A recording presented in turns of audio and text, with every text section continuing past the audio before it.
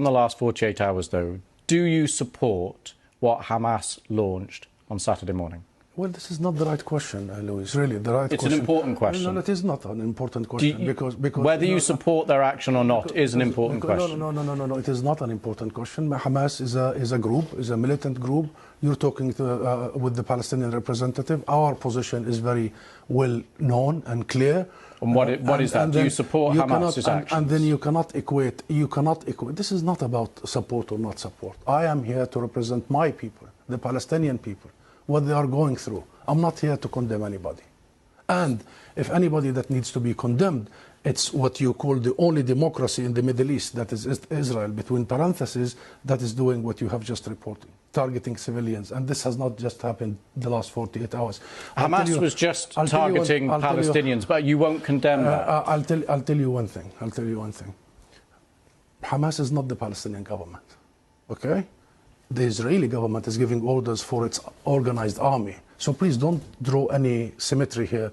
Don't equate. There is no way you can draw any symmetry. And don't equate between the occupied and the occupier. This doesn't serve justice to understand for your audience and viewers the real situation.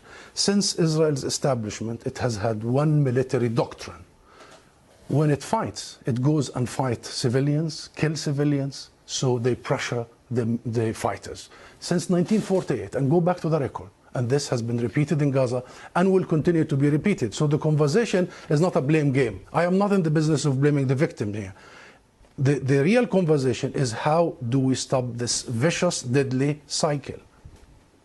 You just condemned Israel for killing civilians, and you won't condemn Hamas for killing civilians.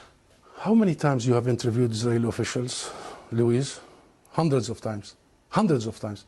How many times Israel have committed war crimes right live on your own cameras? Do you start by asking them to condemn themselves? Have you? You don't. You don't. No, I'll answer that question. You don't. You know why I refuse to answer this question? Because I refuse the premise of it. Because at the very heart of it is misrepresentation of the whole thing. Because it's the Palestinians that are always expected to condemn themselves. I mean, come on, this is a political conflict. We have been denied our rights for a long time. So this is the wrong starting point. The right starting point is to focus on the root causes, is to try and get out of this extreme dark tunnel, as opposed to this business by BBC and the mainstream media for 75 years. You bring us here whenever there are Israelis who are killed. Did you bring me here when many Palestinians in the West Bank, more than 200 over the last few months?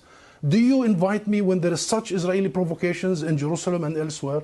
Because what Israelis have seen, which we started by saying tragic, the last 48 hours, the Palestinians see every day for the last 50 years. You know the situation in Gaza, you've just described it. This is the biggest open-air prison. Those people, 2 million, have been taken hostage by Israel for the last 16 years. So I'm saying this just to say, Louise, perhaps this is about time we abandon this rhetoric, very dangerous, this framework, and we start giving people the real ugly truth sometimes. What is the solution in your eyes?